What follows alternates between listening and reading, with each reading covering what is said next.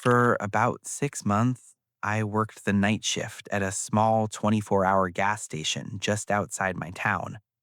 The place sat right off a highway exit, so after midnight, it was usually dead quiet. Most nights were boring. I'd clean coffee machines, restock shelves, or just sit behind the counter watching videos on my phone. I never really believed people when they talked about creepy experiences during night shifts. I always assumed they were exaggerating. But after this night, I understood why people quit these jobs so suddenly. It happened sometime in November. I remember because it had been raining for almost a week straight. Around 2 in the morning, an old white van pulled into the parking lot. At first, nothing seemed unusual. We got random travelers all the time. But the van didn't park near the gas pumps. It stopped all the way near the dumpster at the far end of the lot. The engine stayed running. I kept waiting for someone to get out, but nobody did. About 5 minutes later, the driver finally stepped out. He was tall, probably in his 40s, wearing a dark rain jacket with the hood up. Even from inside the store, something about him felt off. He walked slowly, not tired slow, more like he was observing everything. When he came inside, he didn't say a word.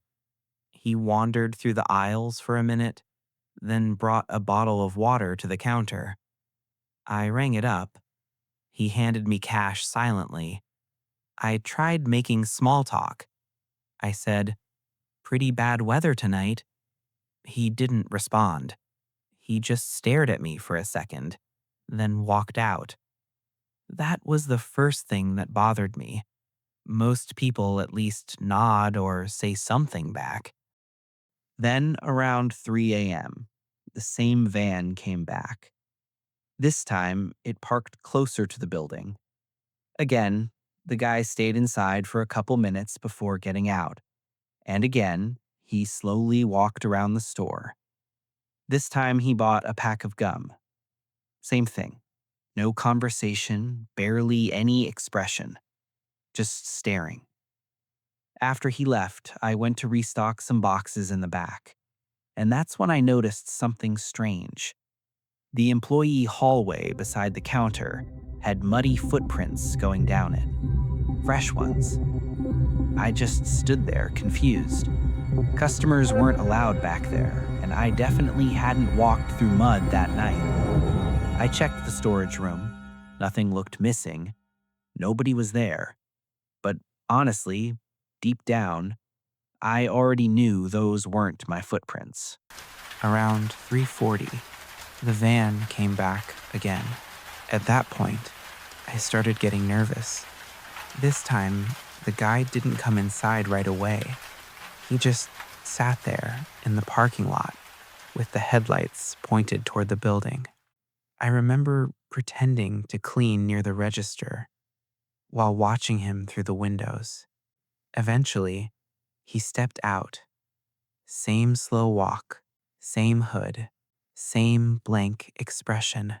But this time, instead of wandering around the aisles, he walked directly toward the counter. Then he stopped and just stood there silently. Finally, I asked, "Can I help you with something?" He looked past me, toward the employee hallway, and then he quietly asked, "You work here alone?" The second he said that, my stomach dropped. I immediately lied. I told him my coworker was in the back. The guy stared at me for a few seconds, then slowly smiled. Not a normal smile either. It looked forced, like he was trying to imitate one. Then he nodded once, turned around, and walked back outside. The second he left, I locked the front doors. I didn't even care if management got angry. Something about him felt seriously wrong.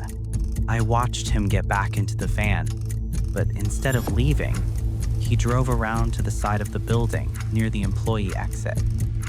Then, the headlights shut off. That's the moment I genuinely panicked.